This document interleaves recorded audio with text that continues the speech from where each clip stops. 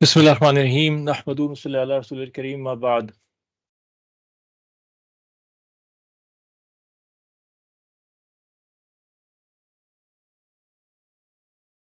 All right, so today we're going to start Surah An-Nisa, which covers about 1.5 juz or para, and it starts from somewhere in the 4th juz, goes through whole of 5th juz, and then stops somewhere in the juz 6. Okay. This surah is all about women rights. Okay. And عورتوں کے حقوق کے بارے میں سب سے زیادہ اس صورت کے میں بات ہوئی ہے پورے قرآن کے اندر. Now, women had no rights in Europe until 1960. Western nations کو جو ہم اتنا زیادہ اس وقت اچھل رہی ہوتے ہیں اور اتنا زیادہ یہ لوگ اسلام کے اندر نقص نکال رہے ہوتے ہیں، تو یہ پتہ جان لیں اچھی طرح سے کہ ان کے یہاں کسی قسم کا 1960 تک کوئی ویمن رائٹس کا سوال ہی نہیں پیدا ہوتا. بالکل. They had no legal rights, women. They had no right to vote. They had no right to property. They were not allowed to own properties. They had no right to education. They had no right to inherit things. Inheritance میں کوئی right نہیں تھا ان کا. She was by and large not an equal citizen to men. Okay. Then in 1960, women rights movement started. And then they started claiming their rights. لیکن وہ مسئلہ یہ ہوا کہ، اور جو ہمیشہ مسئلہ ہوتا ہے کہ عقل نقل کے اوپر غالب آ جاتی ہے، because they had no teachings. وہ اپنے بائبل پہ تو چلتے نہیں تھے، اور نہ بائبل ان کی پراپر بچی تھی اس حالت میں. اللہ نے جو نازل کی تھی بائبل، وہ انہوں نے اصلی حالت میں چھوڑی نہیں. دے ٹیمپرڈ ایوری تھنگ، تو دے ہیڈ نو گائیڈنس. تو اور اس میں انہوں نے جو مرضی آئی اپنی کی، انہوں نے بائبل کا اور دین کا نام لے لے کے جو کچھ کرنا تھا انہوں نے کیا. جو ان کا ڈارک ایجز کہلاتے ہیں، اس کے اندر بہت برا حال تھا ان کا. تو چرچز غالب تھے، اور وہ انہوں نے اپنی ٹیمپرڈ کی ہوئی بائبل کتابیں، اس کے تحت وہ الٹی سیدھی بہت ساری باتیں کر رہے تھے، اور اس میں سے الٹی سیدھی انٹرپریٹیشنز کر رہے تھے، اور بہت سی انہوں نے اپنی چیزیں اس میں لکھ دی تھیں جو ان کا دل چاہتا تھا. کتنے لوگوں کو جادوگرنیوں کا الزام لگا لگا، کتنی عورتوں کو جلا دیتے تھے، مار دیتے تھے، سائنٹیفک پروگرس نہیں ہونے دیتے تھے. یہ سارا کچھ اس غلط دین کے نام پہ وہ لوگ کر رہے تھے. تو اچھا، ہمارے لوگ اس کے حوالے دے کہ آج علماء کرام پہ یہ جو ہے الزامات لگا رہے ہوتے ہیں، جو کہ بالکل غلط ہے. سوال ہی نہیں پیدا ہوتا. ان کی کتاب تو ان کے اسکالرس نے بدل دی تھی، اصلی حالت میں تھی نہیں. حضرت عیسیٰ علیہ السلام کے اوپر اٹھائے جانے کے بعد 100 سال بھی نہیں گزرے تھے کہ ان کی پوری کتاب ہر چیز بدل گئی. جبکہ قرآن تو اللہ کا معجزہ ہے، اور اللہ نے اس کی حفاظت کی ذمہ داری لی. تو ایک نقطہ قرآن کا نہیں بدلا ہے، ایک ڈاٹ نہیں بدل سکا. much less an whole آیت، اور much less a whole chapter or whole book. تو اور علماء کرام اتنے سنسیئر تھے اور اتنے اس کی حفاظت کے اندر، اور آج بھی. تو یہ حفاظت اللہ نے کیسے کی ہے؟ تو اللہ سبحانہ تعالیٰ نے کیا فرشتے بھیجے تھے کرنے کے لیے؟ نہیں، اللہ نے ایک نظام بنایا تھا، ایک سسٹم بنایا تھا. اللہ نے ایسے لوگ، ایسے رجال پیدا کیے تھے. ان علماء کرام کے ذریعے سے، ان محدثین کے ذریعے سے حدیث کی حفاظت کی، حفاظ کے ذریعے سے قرآن کی حفاظت کی، فقہا کے ذریعے سے قرآن اور حدیث کے مفہوم کی، میننگ کی حفاظت کی، کہ نہ حدیث کے ورڈز بدلنے دیے، نہ قرآن کے ورڈز بدلنے دیے، نہ قرآن کا ڈاٹ اور زیر زبر پیش بدلنے دیا، اور نہ ہی قرآن و حدیث کے معنی بدلنے دیے. تو لوگ علماء تھے نا، جنہوں نے یہ قربانیاں دی اس کی، جنہوں نے ایک ذرا سی بھی کوئی چینج کرتا تو علماء اٹھ کھڑے ہوتے اس کے اوپر، اور اس کے اوپر پھر ڈسکشنز ہوتے، ڈیبیٹ ہوتے. تو یہ علماء کی سینسٹیوٹی تھی کہ دین ہمارا حد درجے سینسٹیو چیز ہے، اس کو ہم کبھی بھی برداشت نہیں کریں گے، بدلنے نہیں دے سکتے بالکل ذرا سا بھی. تو باطل نے جب یہ دیکھا، تو جب یہ ویسٹرن جو تھے، ویسٹرنرز تھے، جب یہ آئے، انہوں نے برصغیر پہ کو کیپچر کیا ایسٹ انڈیا کمپنی کی شکل میں، تو انہوں نے کہا قابو کیسے پایا جائے؟ تو انہوں نے کہا ہندو تھے اور مسلمان دو قومیں تھیں بڑی، باقی تو چھوٹی موٹی سکھ اور اس طرح کے اور لوگ تھے. تو ان کا ہندو کا کوئی مسئلہ نہیں ہے، جس کا دین صحیح نہیں ہے، جس کے پاس کوئی گائیڈنگ پراپر گائیڈنس نہیں ہے، تو اس کا تو کوئی مسئلہ نہیں. مسلمان نہیں نکلے، نہ نکلے جا سکتے ہیں نہ اگلے جا سکتے ہیں. تو انہوں نے کہا مسلمان کو قابو کیسے کیا جائے؟ یہ قابو میں نہیں آ رہا ہے. تو اس کا طریقہ یہ ہے کہ ان کو ان کے دین سے دور کیا جائے، اور دین سے دور کرنے کے لیے پھر انہوں نے آپس میں بیٹھ کے سازشیں. یہ ساری ہسٹری ہے پوری ہماری سب کانٹیننٹ کی، جو ایسٹ انڈیا کمپنی کی شکل میں جب یہ آئے اور انہوں نے قبضہ کر لیا. یہ ملٹی نیشنل کمپنیز ہر زمانے میں پرابلم کریٹ کرتی ہیں. آج بھی ملٹی نیشنل کمپنیز کا ہولڈ ہوتا ہے ہر جگہ. آج بھی یہ جتنی بڑی کمپنیز ہیں نا، جو ہم پیلسٹائن کے حوالے سے، غزہ کے حوالے سے جو ہم یہ بار بار یہ کہہ رہے ہیں کہ جی یہ کافروں کی پروڈکٹس کو بین کرو اور نہ استعمال کرو ان کی، یہ جتنی ویسٹرن کمپنیز ہیں، اس لیے کہ یہ سارا پیسہ ہمارے مسلمانوں کو مارنے کے لیے جا رہا ہوتا ہے. تو یہ ہر جگہ انہوں نے کیپچر کیا ہوا ہے، ہر جگہ انہوں نے اپنی پروڈکٹس ڈال کے جال بچھایا ہوا، اور پھر یہ اتنے پاورفل ہو جاتے ہیں، اتنے رچ ہو جاتے ہیں کہ یہ گورنمنٹل لیول کے اوپر انفلوئنس کرتے ہیں ہر جگہ. جیسے ایسٹ انڈیا کمپنی تجارت کے، ٹریڈ کے بہانے، business, they came for business and business was an excuse, but eventually they captured the whole governmental system. They got so influential, they had power, they had money and everything. کے ساتھ پھر ان کی army بھی ساتھ میں آتی ہے، اکیلے تھوڑی ہوتے ہیں. تو just like this there are foreign companies, multinational companies in Pakistan, in all Muslim countries as well. یہ لیور بردرس ہیں اور پتہ نہیں کیا کیا کس کس نام سے، اور پیپسی اور کوکا کوک، اور they are very influential, very powerful. اور یہ آتے ہیں، یہ کیپچر کر لیتے ہیں ہر چیز کو. اور پھر یہ پیچھے آپ کو پتہ بھی نہیں چلتا ہے influence. They are influencing lots and lots of things. Reforms لا رہے ہوتے ہیں، پورے سوشل سسٹم میں چینج کر رہے ہوتے ہیں، اکنامیکل سسٹم چینج کر رہے ہوتے ہیں. تو برٹش جب ایسٹ انڈیا کمپنی آئی، انہوں نے کہا مسلمانوں کو کیسے پایا جائے، قابو کیسے کریں، ان کو دین سے دور کریں. دین سے کیسے دور کریں؟ تو انہوں نے کہا ایک تو ان کی زبان بدلی جائے. یہ ابھی عربی اور فارسی پڑھ رہے ہوتے ہیں. اس وقت مسلمان گو کے پریکٹسنگ بہت زیادہ نہیں رہے تھے، لیکن ان کے گھروں میں ابھی بھی رواج تھا کہ عربی اور فارسی پڑھائی جاتی تھی. اور ہماری دین کی عربی تو ویسے ہی قرآن اور حدیث کی زبان ہے، دین کی کتابیں بھی عربی میں ہوتی تھیں اور فارسی میں بہت ساری کتابیں ہوتی تھیں. تو انہوں نے کہا ان کی زبان سے، ریلیجیس لینگویج سے ان کو دور کریں جس میں ساری کتابیں ان کی. تو انہوں نے، اور دوسری چیز انہوں نے کہا کہ اپنے علماء سے، اسکالر سے جب تک یہ جڑے ہوئے ہیں، جب تک ان کو ہم مس گائڈ نہیں کر سکتے. ان کو ان کے اسکالر سے جوڑا جائے، ہٹایا جائے، کاٹا جائے، اور کنفیوژنس ڈالی جائیں. اور تیسری، ان کو آپس میں فرقوں میں بانٹا جائے. جب تک یہ ایک فرقے نہیں بنیں گے، یہ ایک ساتھ رہیں گے، ہمارے لیے مشکل ہو جائے گی. اور دین ان کو جہاد پہ اکساتا ہے، دین ان کو جہاد کے لیے موٹیویٹ کرتا ہے، اور جہاد ہمارے دین کا ایک بہت اہم حصہ ہے. تو یہ ہم سے لڑتے ہی رہیں گے، کیونکہ کسی اور مذہب کے اندر ایسا نہیں ہے جان دینے کی باتیں جو ہے. تو انہوں نے یہ ساری باتیں کرنی شروع. انہوں نے کہا کہ اب سے انگریزی جو ہے وہ ملک کی زبان ہوگی، اور جو انگریزی جانتا ہوگا اس کو نوکری ملے گی، ورنہ نوکری نہیں ملے گی. تو مسلمانوں میں دین ویسے ہی بہت زیادہ نیچے کم آ گیا تھا. They started taking their kids off from Persian tutoring and from Arabic tutoring and started putting them in schools and in English language tutoring institutes کہ بھائی انگلش سیکھو ورنہ تو جابس ہی نہیں مل رہی. اور پھر انہوں نے علماء سے بدزن کرنا شروع کر دیا، علماء کے بارے میں الٹی سیدھی باتیں پھیلانی شروع کی. اور ایسے لوگ تو ہر جگہ ہوتے ہیں نا بکنے والے. Black sheeps are everywhere. ہم یہ تو نہیں کہہ رہے آپ سے کہ بھائی کوئی طبقہ جو ہے وہ پورا کا پورا ہی. تو وہ انہوں نے خریدا بھی، اس طرح کی حرکتیں بھی کی، پھر انہوں نے کنفیوژنس بھی ڈالی. پھر انہوں نے ان کے پریسٹ آ کے چوک میں کھڑے جاتے تھے اور آ کے جو ہے اس کے بعد دعوت دیتے تھے عیسائیت کی، اور اسلام کے اندر کنفیوژنس پیدا کر رہے ہوتے تھے وغیرہ وغیرہ وغیرہ. یہ بہت سارے انہوں نے کام کیے. پھر انہوں نے فرقے کریٹ کیے، پیسے فنڈنگ کر کے. ایسے لوگ ہمیشہ بکنے کے لیے موجود رہتے ہیں، ہر جگہ پہ، ہر کمیونٹی میں ہوتے ہیں، کوئی وہ نہیں، حیرت کی بات نہیں ہے.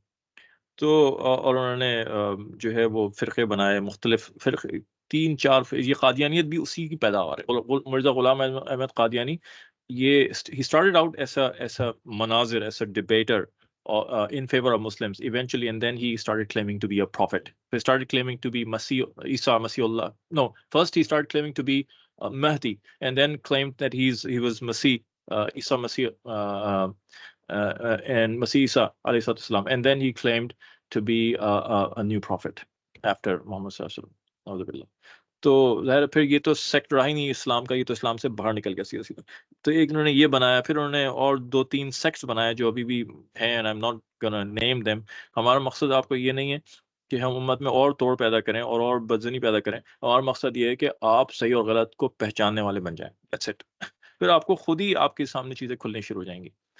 تو تو یہ ساری چیزیں انہوں نے کی آ کے.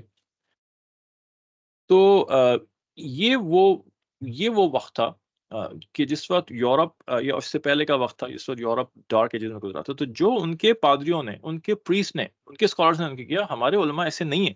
بالکل یہ جھوٹا اور غلط پروپیگنڈا ہے جو ویسٹ کی طرف سے اور باطل کی طرف سے اور نان مسلمس کی طرف سے کیا گیا تاکہ مسلمان امت اپنے علماء سے، اپنے اسکالر سے دور ہو.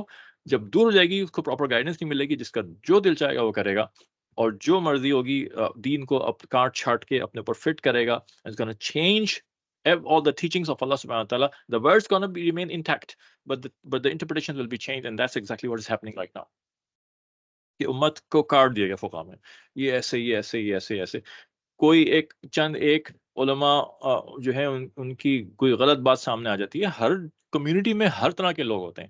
یہ نہیں کہا جا رہا کہ جو مدرسے سے فارغ ہوتا ہے وہ فرشتہ بن جاتا ہے. everybody is human, everybody commits mistake. لیکن ان کی غلطیوں کو اچھالا جا رہا ہوتا ہے. اس سے کہیں زیادہ گناہ اور کہیں زیادہ غلطیاں ماڈرن طبقہ، ویسٹرنائز طبقہ کر رہا ہوتا ہے اور اس کو بالکل نہیں اچھالا کور کیا جا رہا ہوتا. So the whole media is under their control and they all working with a mission کہ یار دین کو ختم کرنا ہے. لیکن اللہ کا نظام ہے، کبھی نہیں ہو سکتا یہ. اللہ کا پروٹیکٹیو سسٹم ہے. اللہ نے وعدہ کیا ہے، نحن نزلنا الذکر وانا لہ لحافظون. اس قرآن کو ہم نے نازل کیا، ہم اس کی حفاظت کریں گے. اللہ نے اس کی حفاظت کی ذمہ داری لی. پچھلے کسی کتاب کی حفاظت کی ذمہ داری اللہ نے لی. اور قرآن کی حفاظت کا ذمہ ہے کہ مطلب یہ نہیں ہے کہ الفاظ انٹیکٹ رہیں گے، کیونکہ اگر الفاظ انٹیکٹ رہے اور مطلب سارا بدل گیا، فائدہ کیا ہوا؟ دین تو ختم ہو گیا.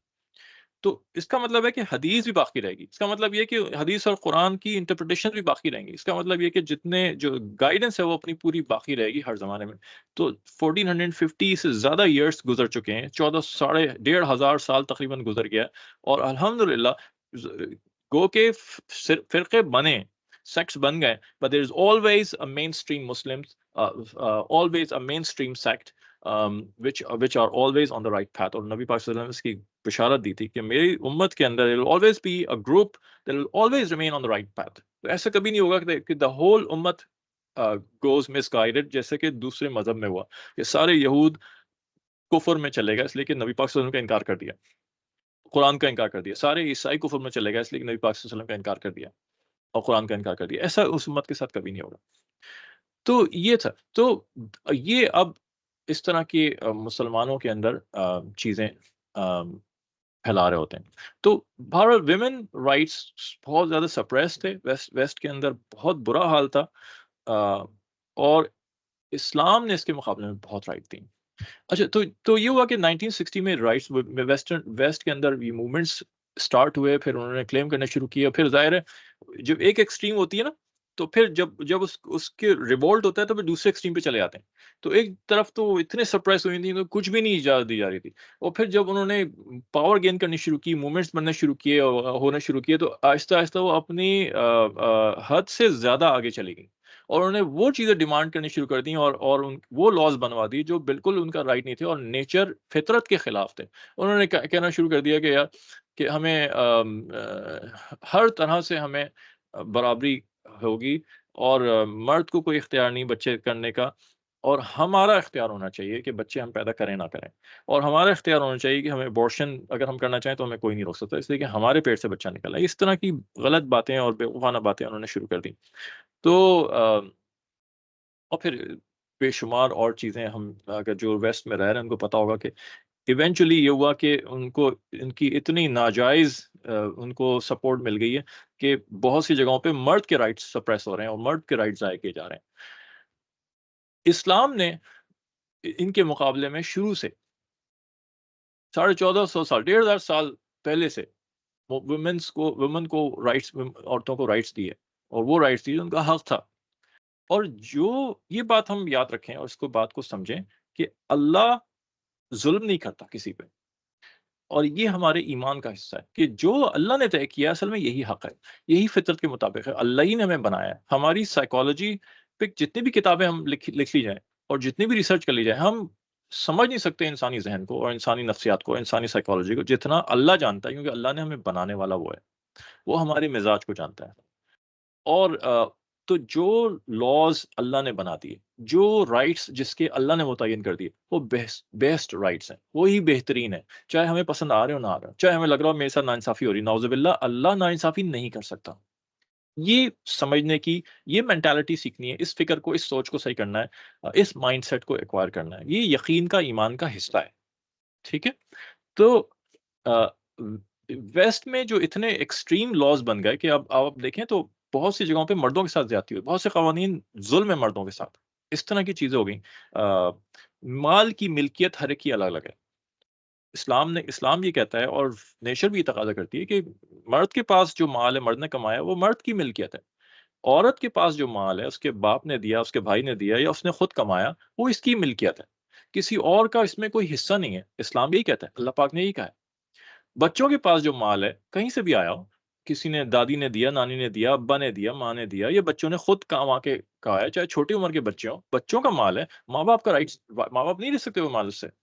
10 سال کا بچہ ہے، اس نے فرض کریں کوئی چھوٹی موٹی جاب کی، کسی کے ساتھ کام کیا، اس کو پیسے ملے، اس کا حصہ ہے۔ اس کو کسی نے گفٹ دیا، کسی بھی پاس ہونے پہ، کسی بھی چیز کے اوپر خوش ہو کے، وہ اس کا حصہ ہے، اس کا مال ہے۔ ماں باپ یہ کہہ کے نہیں دے سکتے کہ جی ہم ماں باپ ہیں تو ہمارا حصہ ہے۔ یہ سب کے رائٹس بتائیے نا۔ ویسٹ کے اندر کیا ہوا کہ جب یہ ایکسٹریم بات پہ پہنچی کہ عورتوں کے ساتھ زیادتیاں ہونے لگیں، تو انہوں نے اس دوسرے ایکسٹریم پہ لے گا اور مردوں کے ساتھ بھی زیادتی شروع کر دی۔ شادی ہوتی تھی، ڈیورس ہوتا تھا، تو مال آدھا تقسیم ہوگا۔ That's unfair and unjust. ایک آدمی کا سالوں کا کمایا ہوا مال ہے، وہ اس کی ملکیت ہے، اور وہ عورت کے خرچے اٹھا رہا ہے۔ اب وہ عورت اس سے طلاق لے لیتی ہے اور پھر کہتی ہے کہ دعویٰ کر دیتی ہے، اور پھر کورٹ جو ہے سارا مال لے کے، ساری جائیداد لے کے آدھی آدھی تقسیم کرتا ہے۔ ظلم کا نظام ہے۔ تو یہ چیزیں اسلام اس کے خلاف ہیں بالکل۔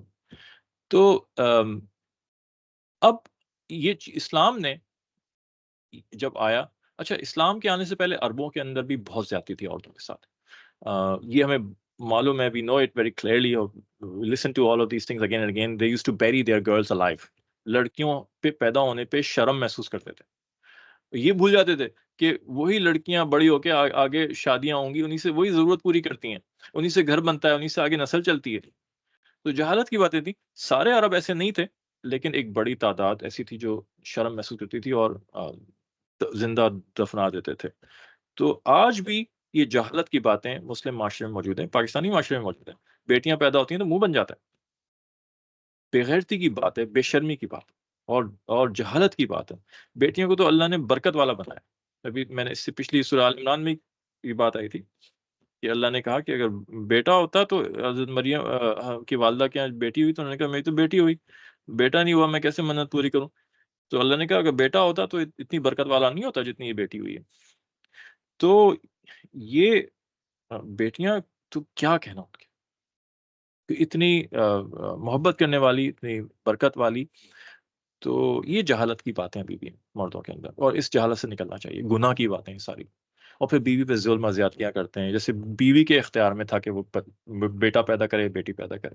یہ تو اللہ کی دین ہے بھائی، ظلم، یہ اس ظلم سے بچنا چاہیے، یہ اسلام کے خلاف ہے۔ تو عربوں میں یہ چیز تھی، اور عورتیں اس زمانے میں، اسلام سے پہلے، ان کی کوئی حیثیت نہیں تھی معاشرے کے اندر۔ ان کو ایک پراپرٹی سمجھا جاتا تھا، اور inheritable property سمجھا جاتا تھا۔ When someone used to die and they had wives, and those wives would go into inheritance to somebody, whoever owns them، اور ڈسٹریبیوٹ ہوتی تھی اس طرح سے۔ یہ ایک جہالت کی چیز تھی جو بہت ہی عورتوں کی عزت کو گرائی ہوئی تھی وہاں پہ۔ کوئی انہیریٹنس میں، وہ خود جب انہیریٹیبل پراپرٹی سمجھ جاتی تھی تو ان کی کیا انہیریٹنس، ان کو کیا انہیریٹنس ملے گی؟ کوئی ان کا رائٹ نہیں تھا۔ مرد شادی کرتے تھے، لا تعداد عورتیں شادی کر سکتے تھے، اور ظاہر ہے جب لا تعداد سے کریں گے، ان کا حقوق کیسے ادا کریں گے؟ حقوق نہیں ادا کرتے تھے، آپس میں برابری نہیں کرتے تھے، اور جب کوئی مر جاتا تھا تو بیوی کو عدت، ایک سال کی عدت گزارنی پڑتی تھی، اور اس کو کوٹری میں بند کر دیا جاتا تھا، نہ نہانے دھونے کی اجازت ہوتی تھی، نہ کسی اور چیز کی اجازت ہوتی تھی، 1 سال کی عدت گزارتے تھے۔ تو جب اسلام آیا تو اللہ نے یہ ساری غلط باتوں کو ختم کیا۔ اللہ نے حقوق متعین کیے اور وہ حقوق بالکل جسٹس کے ساتھ ہیں، اور اس سے زیادہ جو ہے حقوق بنیں گے نہیں. جو مرد کو دیے اس سے زیادہ ان کے حقوق بن ہی نہیں سکتے کیونکہ اللہ نے متعین کیے. جو عورتوں کو دیے اس سے زیادہ حقوق بن ہی نہیں سکتے کیونکہ اللہ نے متعین کیے. یہ ہمارا یقین، یہ ہمارا عقیدہ ہونا چاہیے، اس کی انڈرسٹینڈنگ.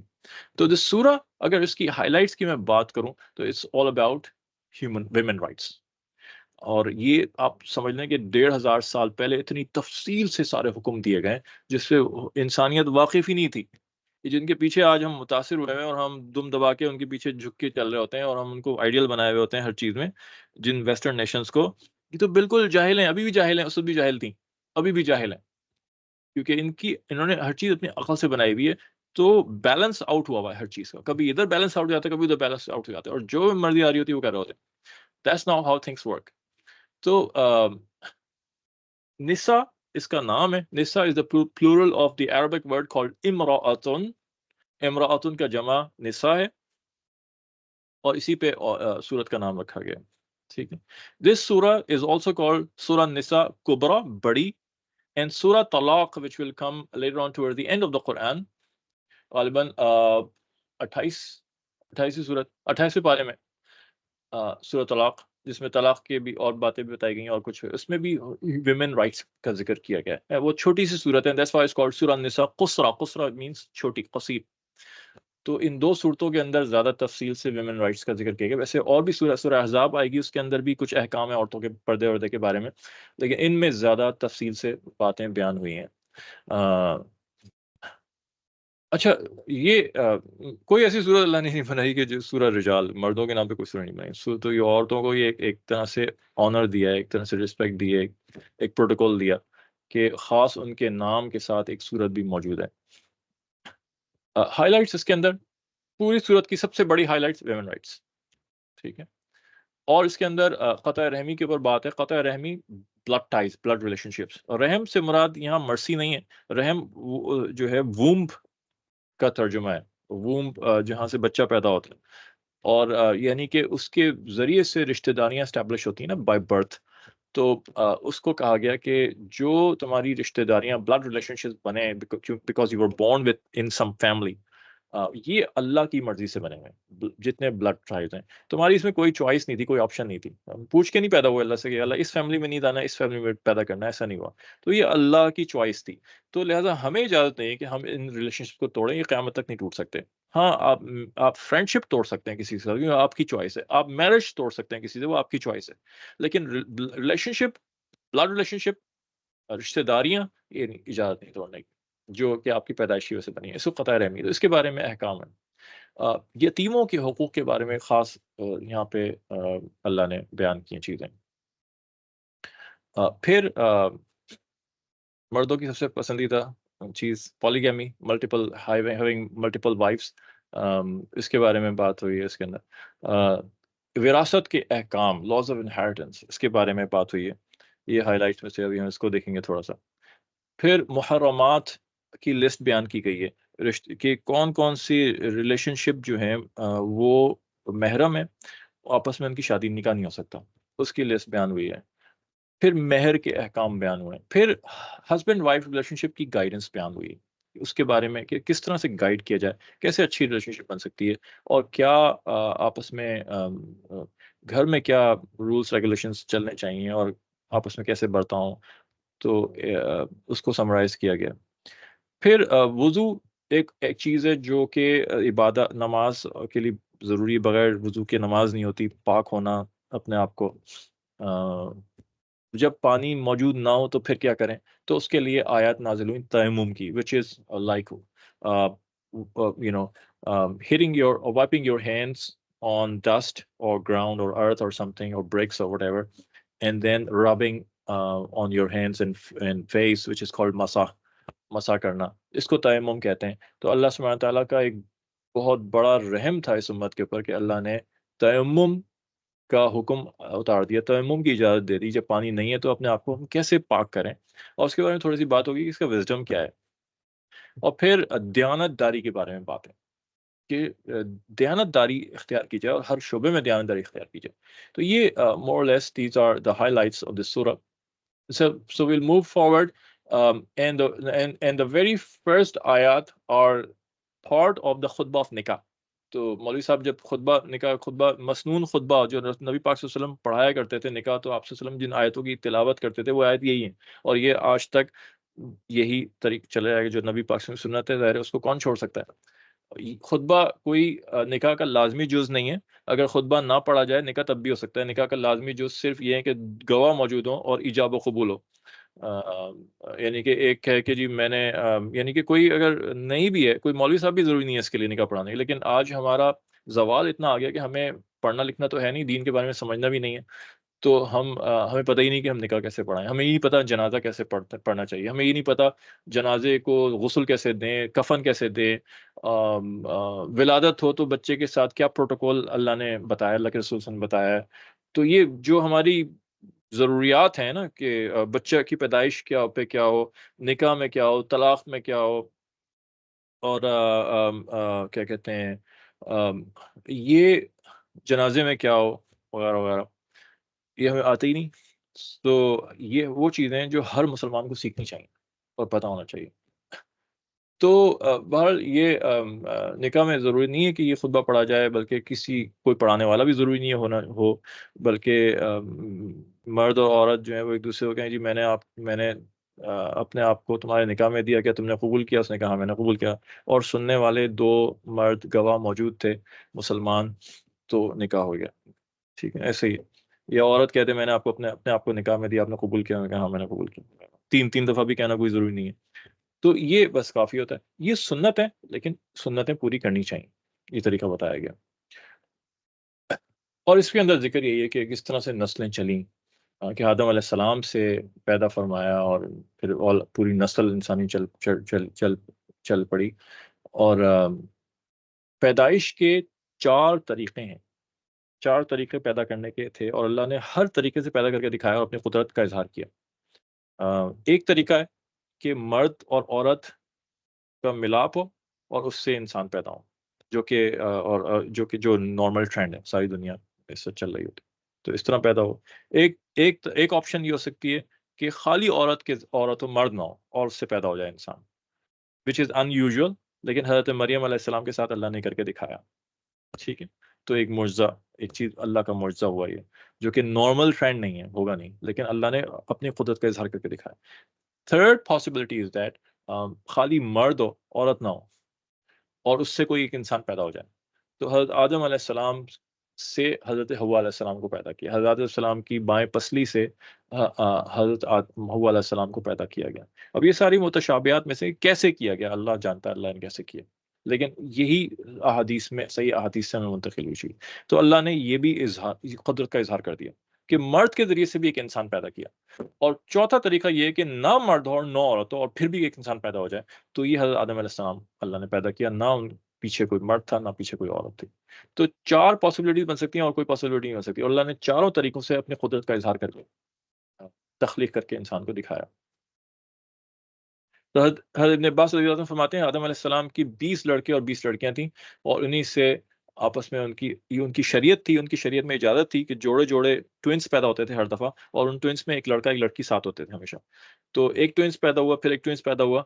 تو اب جو ٹوئنس پیدا ہوئے ہیں، یہ مثال پر یہ 2 ایک لڑکا ایک لڑکی پیدا ہوئے ہیں اور ایک لڑکا ایک پیدا ہوئے ہیں، تو یہ دونوں آپس میں بہن بھائی ہیں. یہ آپس میں بہن بھائی نہیں ہیں. یہ حضرت آدم علیہ السلام کی شریعت تھی، ان کے زمانے میں ایسا تھا. تو اس لڑکے کی شادی اس لڑکی سے ہو سکتی ہے اور اس لڑکی کی شادی اس لڑکی سے ہو سکتی ہے. ایسا کرتے تھے اور پھر سے نسلیں پیدا ہوتی تھیں اس سے. تو آگے کے انبیاء کی پھر شریعت ہر زمانے میں بدلتی رہی. اسی آیات کے اندر اللہ سبحانہ تعالیٰ نے قطع رحمی کے اوپر بیان فرمایا، وَاتَّقُوا اللَّهَ الَّذِي تَسَاءَلُونَ بِهِ وَالْأَرْحَامَ إِنَّ اللَّهَ كَانَ عَلَيْكُمْ رَقِيبًا، کہ تم قرابت داریوں سے ڈرو. یعنی قرابت داری رشتہ داری، جو رشتہ داریاں جو تعلق اللہ نے بنائے وہ ٹوٹ نہیں سکتے پیدائش کے ذریعے سے، اور اللہ تمہارے اوپر دیکھ رہا. تو یہاں پہ اس کی بہت اس کو سٹریس کیا گیا. حضرت انس رضی اللہ عنہ سے روایت ہے، رسول پاک صلی اللہ علیہ وسلم نے ارشاد فرمایا کہ جسے پسند ہو کہ اس کا رزق زیادہ کر دیا جائے اور اس کی عمر بڑھا دی جائے، اسے چاہیے کہ صلہ رحمی کرے.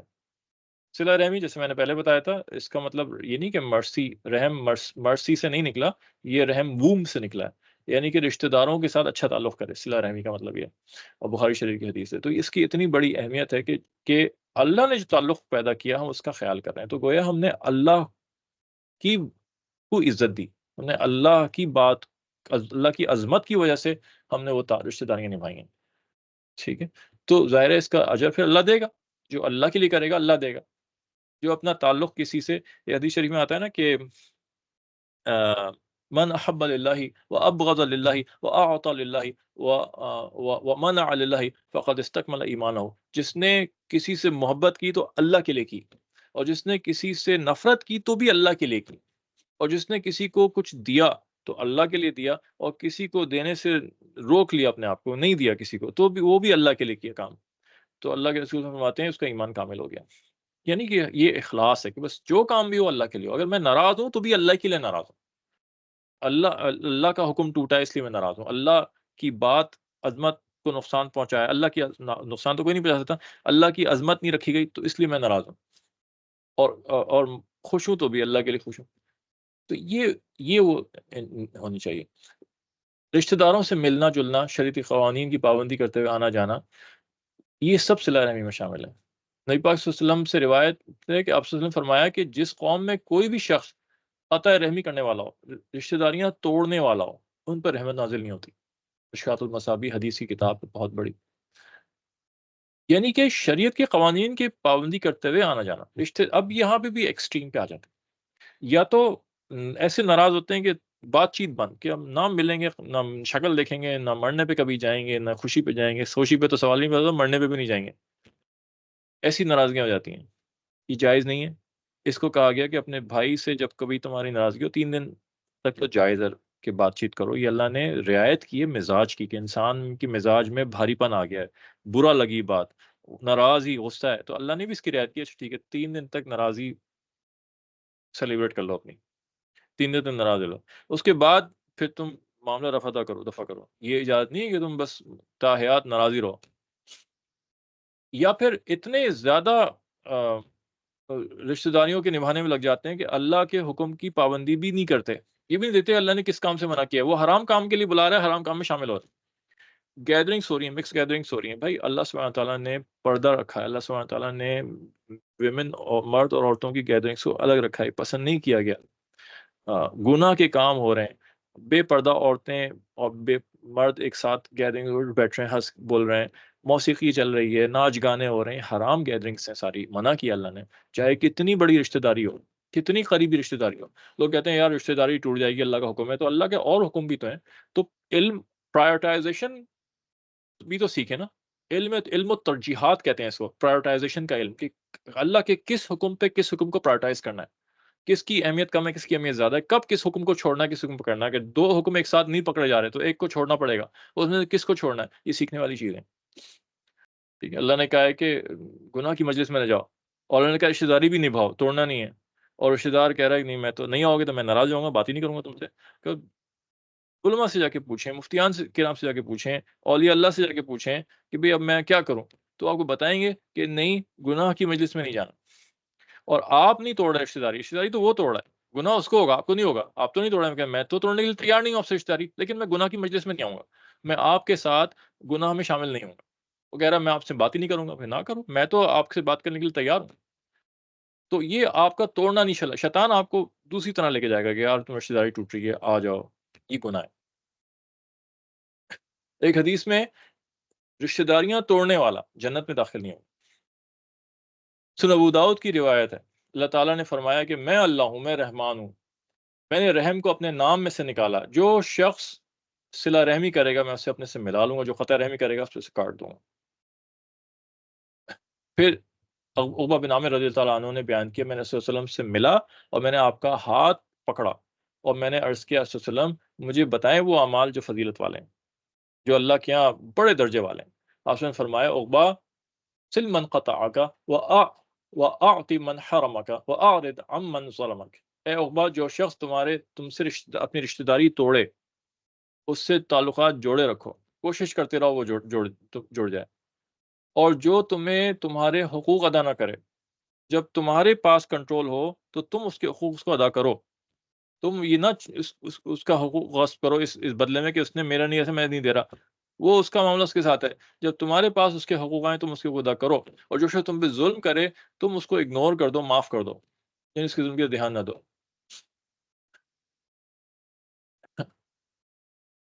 پھر ایک فرمایا، صحیح بخاری شریف کی حدیث ہے، جو شخص یوں کہتا ہے کہ رشتہ دار میرے ساتھ اچھا سلوک کریں گے تو میں بھی کروں گا. تو فرمایا، نبی پاک صلی اللہ علیہ وسلم فرماتے ہیں یہ جو ہے یہ صلہ رحمی کرنے والا نہیں ہے، یہ تو بدلہ اتار رہا ہے. کہ تعلق وہ نہیں ہے جو بدلہ اتارے، بلکہ تعلق وہ ہے کہ جب اس کے ساتھ برا معاملہ کیا جا رہا ہو تو وہ اچھا معاملہ کرے. تو یہ بہت ہو رہا ہوتا ہے خاندان میں. بعض دفعہ رشتہ داریاں توڑی جا رہی ہوتی ہیں، عورتیں ناراض ہو جاتی ہیں، عورتوں طرف سے زیادہ ہوتا ہے، بعض دفعہ مرد بھی ناراض ہو جاتے ہیں. تو اس سے بچنا چاہیے. پھر اس کے بعد اسی آیت کے اندر آ، یتیموں کے حقوق، 3 حقوق بیان ہوئے. وآتوا الیتامى اموالهم، کہ یتیموں کو ان کا حق ادا کرو.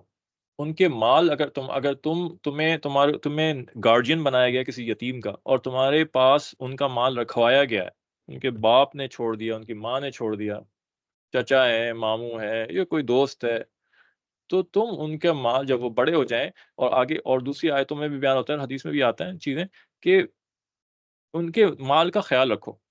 اور ان کو جب تم سمجھو کہ یار اب یہ سمجھدار ہو گئے اور مال کو ضائع نہیں کریں گے بیوقوفی میں، تو پھر مال ان کے حوالے کرو، ورنہ اس وقت تک ان کے مال کی حفاظت کرو. وَلَا تَتَبَدَّلُوا الْخَبِيثَ بِالطَّيِّبِ، اور ایسا نہ کرو کہ ان کی پراپرٹی میں سے اچھی چیزیں لے لو اور اس کی جگہ بری بری چیزیں ڈال دو. یہ دوسرا ان کا حق ہے. اور تھرڈ رائٹ ان کا یہ والا تھا، کُلُوا أَمْوَالَهُمْ إِلَىٰ أَمْوَالِكُمْ، اور ایسا نہ کرو کہ اپنے مالوں کے ساتھ ان کا مال ملا کے کھا جاؤ اور زیادتی سے ان کا مال استعمال کر لو. ان کے مال سے خرچ کرو، گھر کا خرچ بھی اسی سے اٹھا رہے ہو، خود بھی سب کھا رہے ہو، تمہارے گھر والے بھی کھا رہے ہو، اور وہ تو 2 دانے، چھوٹا بچہ ہوگا 2 دانے چک کے تھوڑا سا کھا پی کے بیٹھ جائے گا، سارے گھر والے ٹھوس ٹھوس کے کھا رہے ہیں. ایسا ہرگز نہ کرنا. انہ کان حوبا کبیرہ، بے شک یہ بہت بڑا گناہ ہے. تو جہاں یتیموں کی پرورش کرنا پہ بہت اجر ہے. یہ بھی کہا گیا کہ نبی پاک صلی اللہ علیہ وسلم نے اس طرح کا جسچر دیا اٹھا کے، جس کا مفہوم ہے کہ یتیم کی جو کفالت کرے اور صحیح طریقے سے کرے، حق ادا کرے، تو میں اور وہ ایسے ہوں گے جیسے قیامت میں جیسے 2 دنگلے، اتنے قریب قریب ہوں گے. وہیں پہ وارننگس بھی ہیں کہ اگر گڑبڑ کرو گے تو پھر یہ بہت بڑا گناہ ہے. اور بخاری مسلم کی روایت میں نبی صلی اللہ علیہ وسلم نے فرمایا کہ 7 گناہ ایسے ہیں کہ جو اتنے ڈیڈلی ہیں کہ they can actually destroy a person. اس کی آخرت پوری ختم کر دیں گے. دنیا کے اندر بھی نقصان ہوتا ہے، ایسا نہیں ہوتا صرف آخرت میں، بلکہ دنیا میں اس کے اثرات ظاہر ہوتے ہیں. وہ آدمی کبھی بھی مطمئن اور سکون سے نہیں رہ سکتا. ان میں سے سب سے پہلا کہ یتیم کے مال کو کھا جائے، ہڑپ جائے. اللہ کے ساتھ شرک کرنا، جادو کرنا حرام ہے. کسی کو ناحق قتل کرنا، جہاد جب فرض ہو جائے اس سے بھاگ جانا بہت بڑا گناہ ہے. یعنی کہ شریف نیک عورتوں کے اوپر تہمت لگانا زنا کی بہت بڑا گناہ ہے. اور انٹرسٹ، سود لینا بہت بڑا گناہ ہے. اس کو ہم نے کچھ سمجھا ہی نہیں آج. اور اب آتی ہے کہ پورے قرآن میں جو مردوں کی سب سے پسندیدہ آیت ہے، 4 شادیوں والی، اور شاید عورتوں کی سب سے کم پسندیدہ آیت. تو اس پہ اگر میں بات کروں گا تو مجھے ڈر ہے کہ کہیں اگلے سیشن میں ساری عورتیں ڈراپ آؤٹ ہو جائیں گی. تو اس پہ تھوڑا بہت ہی بول کے آگے نکل جاتے ہیں. میرے خیال میں اس پہ سب سے زیادہ اچھا تو مفتی طارق حسین صاحب بول سکتے ہیں، اور بہت اچھا بولتے ہیں. ان پہ کتاب بھی انہوں نے لکھی ہے، اور میرے پاس ہے کتاب، اور بڑے اچھے اس میں دلائل دیے ہیں. تو عورتیں پیچھے کہہ رہی ہوں گی کہ ہاں آپ کو تو اچھے ہی لگیں گے دلائل، آپ کو نہیں لگیں گے تو کسے لگیں گے. وَإِنْ خِفْتُمْ أَلَّا تُقْسِطُوا فِي الْيَتَامَى فَانكِحُوا مَا طَابَ لَكُم مِّنَ النِّسَاءِ مَثْنَىٰ وَثُلَاثَ وَرُبَاعَ فَإِنْ خِفْتُمْ أَلَّا تَعْدِلُوا فَوَاحِدَةً أَوْ مَا مَلَكَتْ أَيْمَانُكُمْ. تو یہ اس وقت اس کا کانٹیکسٹ بھی ہے کہ بچیاں آ جاتی تھیں، یتیم بچیاں کفالت میں آتی تھیں، ان کے ساتھ ان کی جائیداد ہوتی تھی. تو جو ان کے گارجینس ہوتے تھے وہ ان کی جائیداد کے کیا کہتے ہیں لالچ میں ان سے نکاح بھی کر لیتے تھے. اور اگر وہ نکاح جائز ہوتا تھا یا اپنے بیٹوں سے نکاح کر دیتے تھے.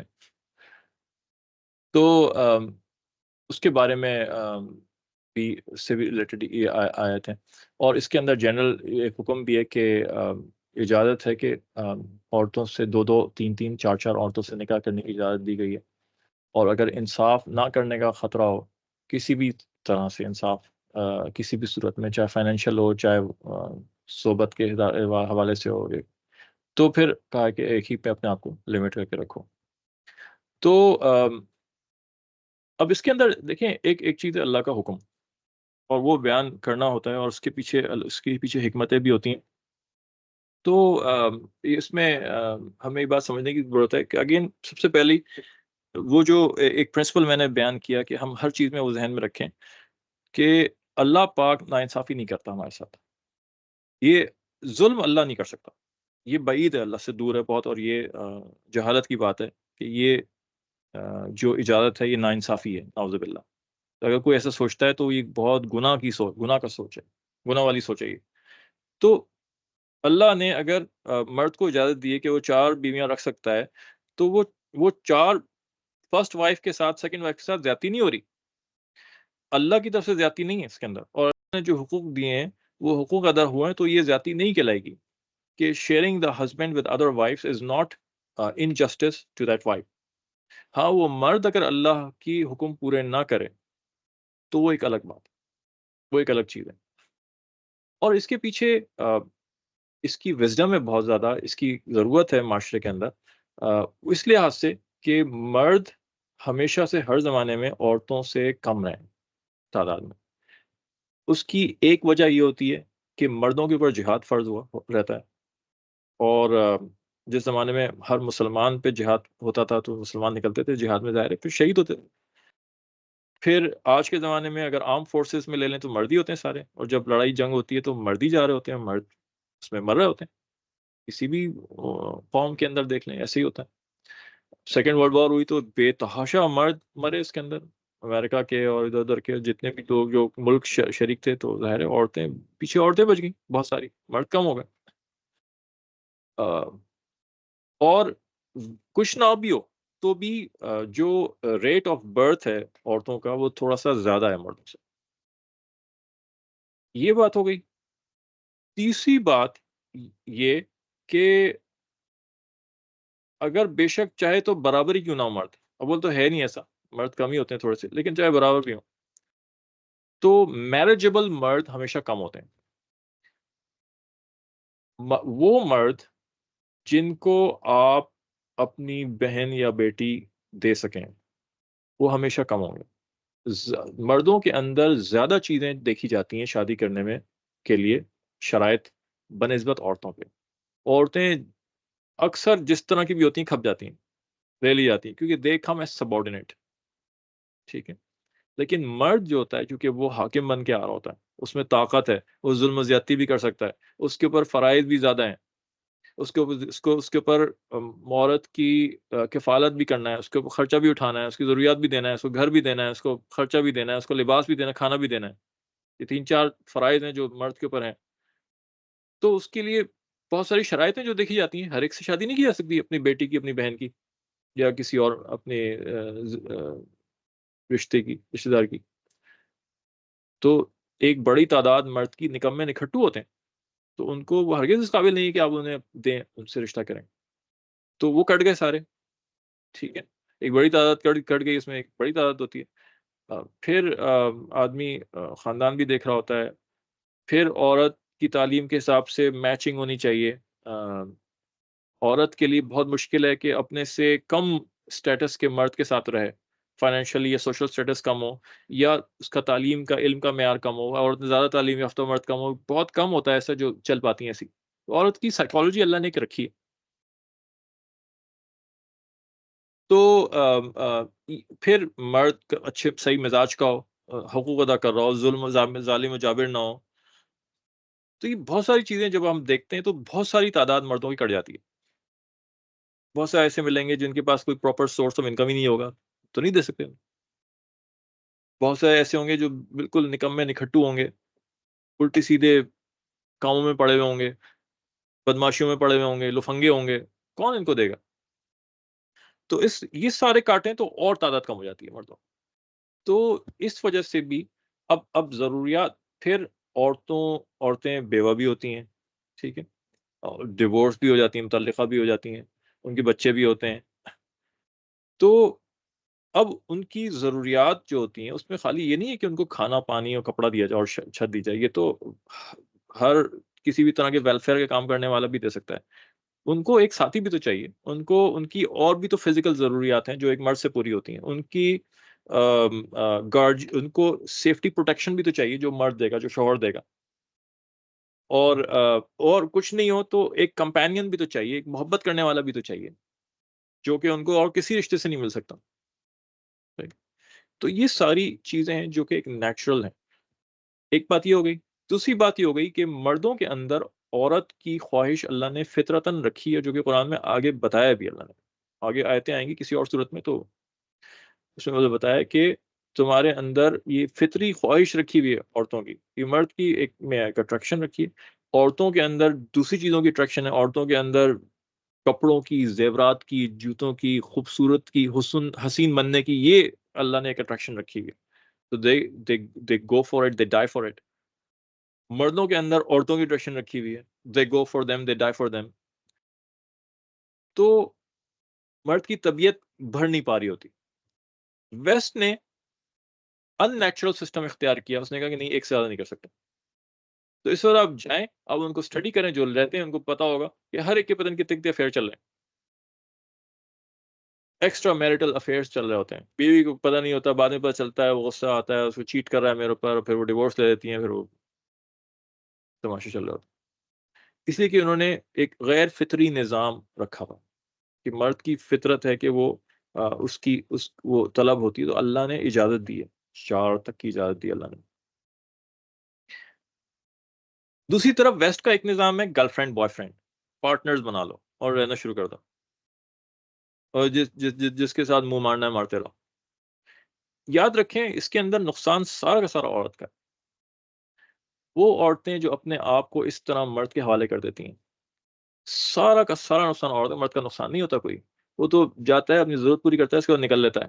بعد کے کانسیکوینسز جو بھی ہوتے ہیں عورت بھگتے ہیں، بھگتنا عورت کو ہوتا ہے. عورت ہی کی سائیکولوجیکل نیڈس پوری نہیں ہوتی، مرد کی ہو جاتی ہیں.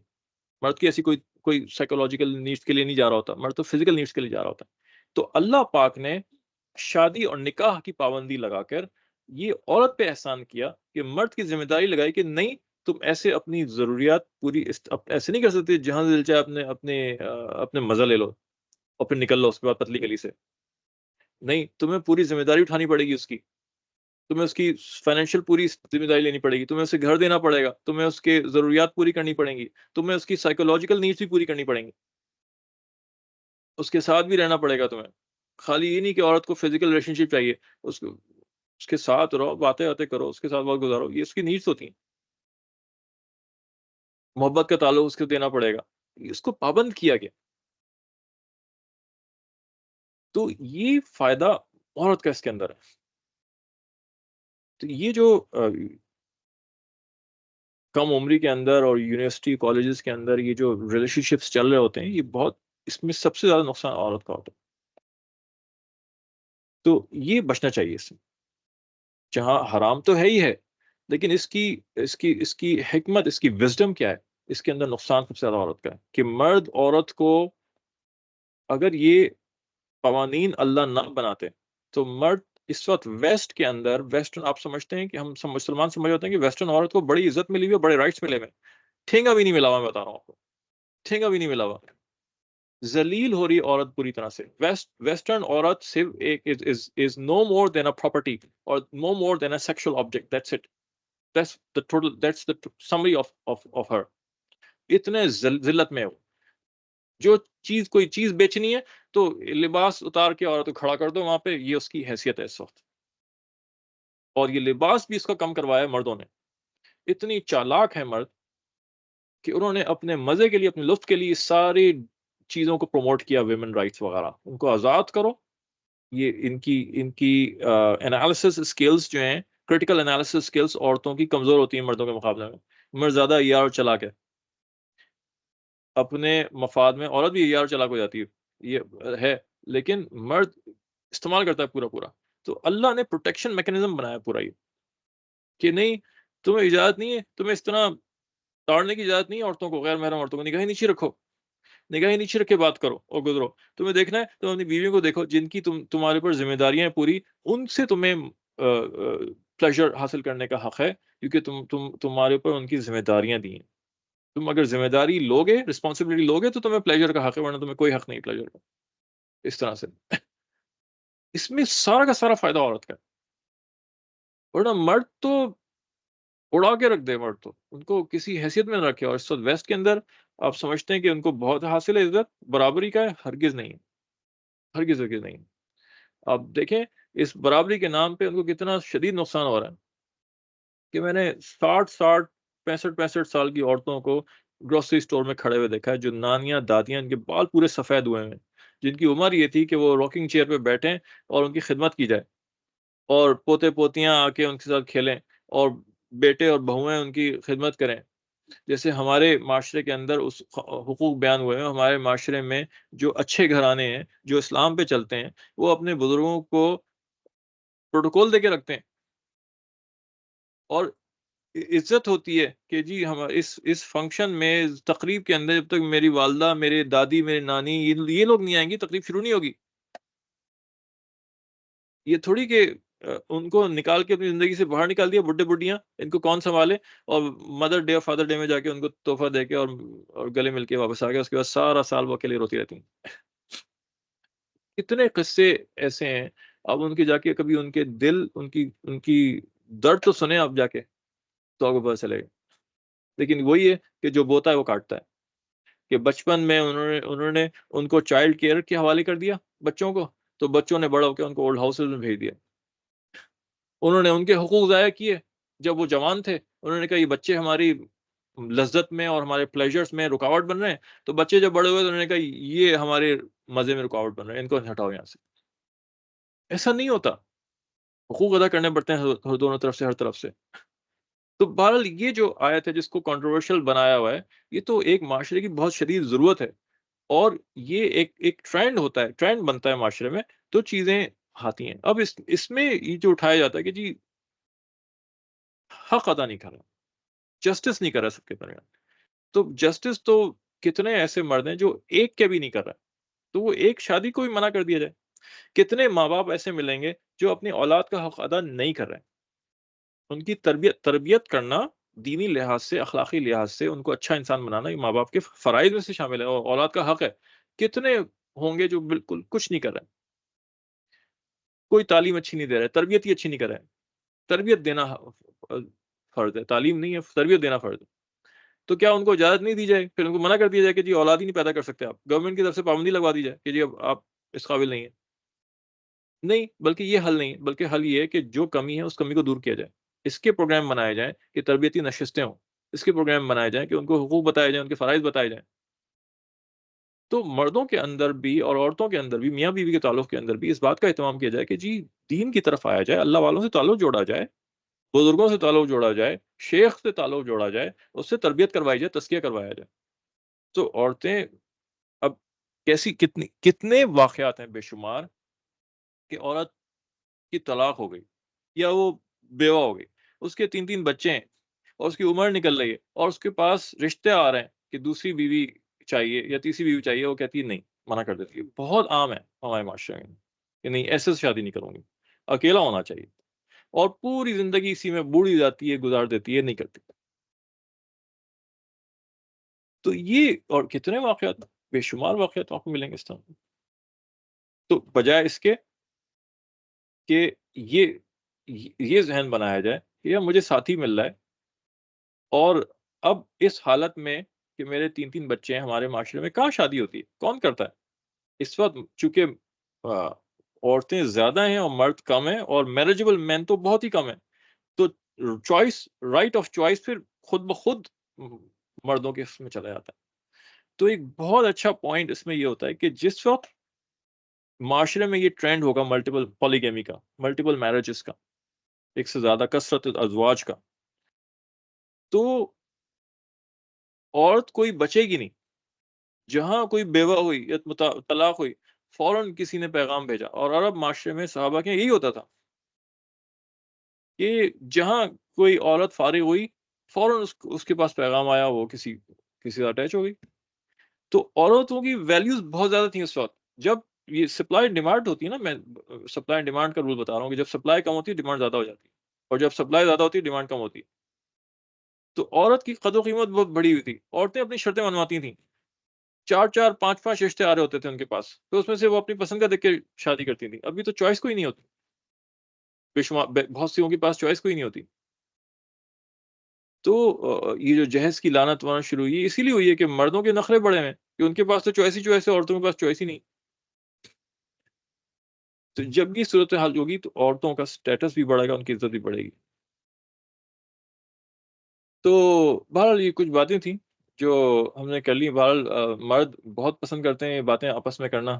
میرے خیال میں کوئی مرد نہیں ہوگا جو اس کو پسند نہ کرے آپس میں بیٹھ کے باتیں. اور ہمت کسی میں نہیں ہوتی. باتیں سب کرتے ہیں، ہمت کسی میں نہیں ہوتی. تو کوئی یہ نہ سمجھے کہ میں غیرت دلا رہا ہوں، پھر کوئی غیرت میں آ کے کہہ کہ جی میں ثابت کر کے دکھاؤں گا. تو میں غیرت نہیں دلا رہا بھائی. تو ایسا نہ ہو میرے پاس فون آنے شروع ہو جائیں. تو اچھا جی، آگے بڑھتے ہیں. پھر اس کے بعد وراثت کے احکام بیان ہوئے ہیں اس کے اندر. One of the high lights of this صورت از وراثت. وراثت کے پہلا یہ تھا کہ وصیت لکھ کے جانا، یہ پہلے ضروری تھا. بعد میں پھر اللہ نے تفصیل سے وراثت کے احکام بتا دیے، ہر ایک کے حصے مقرر کر دیے. تو وصیت لکھنا آپشنل ہو گیا، اور اگر کوئی لکھے گا تو وہ صرف 1/3 مال کے اوپر جاری ہوگی، پورے مال پر جاری ہوگی. کچھ بھی لکھ کے چلا جائے کہ میرا سارا مال کسی فلاں کو دے دو، سوال ہی نہیں پیدا، نہیں دیا جائے، اجازت نہیں. تو اب اس کا کوئی حق نہیں رہا مرنے کے بعد. جب تک وہ زندہ ہے، جب تک اس کا حق ہے اور اس کا مال ہے، جس کو چاہے دے دے اپنی زندگی میں. لیکن اپنی زندگی میں دیتا کون ہے کسی کو؟ وہ تو مرنے کے بعد یہ ہوتا ہے نا. نبی پاک صلی اللہ علیہ وسلم نے حدیث میں فرمایا نا کہ جس کا مفہوم ہے کہ پکڑے بیٹھے رہتے ہیں، مال کو نہیں خرچ کرتے اللہ کے لیے، اور جب مرنے لگتے ہیں تو کہتے ہیں فلاں اتنے کو دے دو، فلاں اس کو دے دو، فلاں اس کو دے دو. تو اللہ کے نبی فرمایا اس کا مفہوم ہے کہ اب کیا فلاں کو دے دو، اب تو فلاں کا ہو ہی گیا، وہ اب تمہارا رہا کہاں ہے وہ، اب کیا باتیں کر رہے ہو. تو یہ حقوق متعین ہے سارے. وارث کے حق میں وصیت نہیں ہوتی. بیٹا وارث ہے، بیٹی وارث ہے، یا بیوی اگر ایک مرتے ہیں تو ایک دوسرا ایک وارث ہے، ماں باپ وارث ہیں. ان کو آپ وصیت نہیں کر سکتے کہ جی میرے بیٹے کو میرا 1/3 پورا دے دو. نہیں نہیں، اس کا کوئی حصہ نہیں ہے وراثت. وہ وصیت میں کوئی حصہ نہیں ہے. اس کا جو حصہ متعین ہے اتنا ہی ملے گا، اور وہ جو آپ نے کہا وہ مزید کچھ نہیں مل سکتا اس کو. پھر اس کے بعد بیٹے کے وراثت کے حقوق، اور بیٹی کے مرد کو وراثت میں عورت سے دگنا ملتا ہے. ٹھیک. تو اور یہ عورت کے حقوق کے خلاف ورزی نہیں ہے، کیونکہ اللہ نے متعین کیا ہے. اور اللہ نے جو چیز متعین کی ہے یہی اصل حق ہے بس، اور یہی انصاف ہے. آپ اس بات کو سمجھیں کہ ہر کنفیوژن کا توڑ یہ چھوٹا سا پرنسپل ہے کہ نہیں، اللہ نے متعین کیا ہے اور اللہ ظلم نہیں کرتا. جو اللہ حقوق دیں گے وہی اصل حقوق ہیں، بس ہم اسی کو ڈیزرو کرتے ہیں. اصل میں تو ہم وہ بھی ڈیزرو نہیں کرتے. جو اللہ نے متعین کر دی تو اللہ نے احسان کیا. ہم تو اللہ کے عاشق ہیں، ہم تو اللہ کے ہمارا ایمان اللہ پہ، ہمارا یقین اللہ پہ کہ جو اللہ نے دیا ہے دین وہی اصل میں دین ہے. یہ مولویوں نے نہیں دیا، یہ قرآن کے اندر لکھا ہوا ہے. للذکری مثل حظ الانثیین. اور جو ہے کہ بیٹے کا حق وراثت میں 2 لڑکیوں جیسا، لڑکے کا حق 2 لڑکیوں کے برابر. یہ مولویوں نے نہیں کہا کہ مرد ہیں مولوی، اور مولوی سارے جتنے مرد ہیں انہوں نے اپنی مرضی کے انٹرپریٹیشنز کی. یہ تو اس سے زیادہ صاف تو کوئی چیز ہو نہیں سکتی. یہ قرآن کے اندر لکھا ہوا ہے، اس کی کوئی دوسری انٹرپریٹیشن نہیں ہے. کوئی اس میں ڈفرینس آف اوپینین ہی نہیں ہے کسی قسم کا. کوئی اس کے اور مائل ہی نکل ہی نہیں سکتے کہ چلو 2 نکل سکتے تھے. ایک تھا کہ عورتوں کو ڈبل حق دیا جاتا، اور ایک تھا مردوں کو انہوں نے مرد والا لے لیا آپشن. ایسا ہے ہی نہیں کوئی. تو یہ اپنا مائنڈ سیٹ پورا اس کو صحیح کریں کہ اللہ کے نے جو بنا دیا اس میں تو کوئی ہم مان ہی نہیں سکتے بات کسی قسم کی. اچھا جی، اب یہ وراثت تقسیم ہوتی ہے مرنے کے بعد. یہ جو پروپورشنز طے ہوئے ہیں یہ اچھا اس کو کہتے ہیں علم الفرائض. وراثت کے جو احکام ہیں، میراث کے جو احکام ہیں، اس کو کہتے ہیں علم الفرائض، اس کا نام ہے۔ نبی پاک صلی اللہ علیہ وسلم کی ایک حدیث شریف ہے، اس کا مفہوم ہے کہ اتنا پیچیدہ علم ہے نا یہ، کہ اس کی کیلکولیشن دماغ گھما دیتی ہے۔ اسی لیے جب جب کبھی وراثت ہوگی اور لوگ اس میں ڈنڈیاں بہت مارتے ہیں، تو وراثت کے مسئلے کبھی بھی علماء زبانی نہیں بتاتے، ہمیشہ آپ سے کہیں گے لکھ کے دو، اور آگے پیچھے جتنے رشتے دار ہیں، دادا نانی، پوتا چکر دادا، لکڑ پوتا چکر پوتا، جو ہیں کزن، یہ وہ سب لکھ کے دو سارے، پھر اس کے حساب سے وہ بتائیں کہ اس کا کیا حصہ بن رہا ہے، اور لکھ کے جواب، سوال مانگتے ہیں، لکھ کے جواب دیتے ہیں۔ اور نبی پاک صلی اللہ علیہ وسلم نے فرمایا کہ جس کا مفہوم ہے کہ قیامت کے قریب سب سے پہلا علم جو اٹھے گا دین کا دنیا سے، وہ ہے علم الفرائض، یعنی کہ لوگوں کو وراثت کے احکام ہی نہیں پتہ ہوں گے، ایک زمانہ آئے گا سب سے پہلی چیز جو امت میں سے نکل جائے گی وہ علم وراثت کا علم اٹھے گا، تقسیم ہی نہیں صحیح ہو رہی ہوگی کسی اس طرح سے۔ تو جب تک ہمارے علماء حق موجود ہیں، وہ تو اب تک تو انشاءاللہ وہ وقت نہیں آیا، تو جب تک یہ سارے دارالفتاوی موجود ہیں، انشاءاللہ ہوتی رہے گی۔ ہمارے اوپر ہمارا ہمارا قصور ہے کہ ہم جاتے نہیں ہیں اور ہم پوچھتے نہیں ہیں، اور ہم گھپلے کرتے ہیں اس کے اندر۔ اچھا، اس طرح کا سوال پھر آتا ہے بعض دفعہ کہ جی زندگی میں میری اماں جو ہیں وہ تقسیم کرنا چاہ رہی ہیں، تو کیا کیا کس کا حق بنتا ہے؟ تو یہ یاد رکھیں، یہ وراثت کی جو تقسیم ہے اور یہ ریشوز اور پروپورشنز ہیں، یہ مرنے کے بعد وراثت ہوتی ہے، مرنے کے بعد، اور یہ پروپورشنز جو ہیں مرنے کے بعد ہوتے ہیں۔ زندگی میں اگر کوئی اپنا مال سارا، کوئی مرد ہے، کوئی عورت ہے، اپنا مال سارا اپنے بچوں میں تقسیم کرنا چاہ رہا ہے اور رشتہ داروں میں، تو وہ اس کی پروپورشنز یہ نہیں ہے، وہ اس کی مرضی ہے جو چاہے وہ کرے، ٹھیک ہے؟ یہ بات ذہن میں رکھ لیں اچھی طرح سے۔ لیکن اس کے اندر جیسے کسی کی بیٹیاں اور بیٹے ہیں، پھر اس کے دو بیٹیاں ہیں اور دو بیٹے ہیں، تو مرنے کے بعد تو جو ہے وہ بیٹوں کو دگنا دگنا حصہ ملے گا ہر بیٹی سے، ٹھیک ہے؟ لیکن یا ایک بیٹی ایک بیٹا ہے تو بیٹے کو دو حصے ملیں گے اور بیٹی کو ایک حصہ ملے گا۔ لیکن اگر زندگی میں کوئی دینا چاہ رہا ہے، اپنی ساری چیزیں دینا چاہ رہا ہے، تو اس کے پھر وہ دو اور ایک کا ریشو نہیں چلے گا، پھر اس کے اوپر لازم ہے کہ وہ عدل کرے، اور عدل میں ایک برابر برابر دے، جتنا بیٹے کو دیا اتنا ہی بیٹی کو دے زندگی کے اندر۔ تو یہ ضروری ہے، لازم ہے عدل، سب بچوں میں برابر برابر دے، چھوٹے بڑے میں کوئی فرق نہیں ہوگا، مرد عورت میں کوئی فرق نہیں ہوگا۔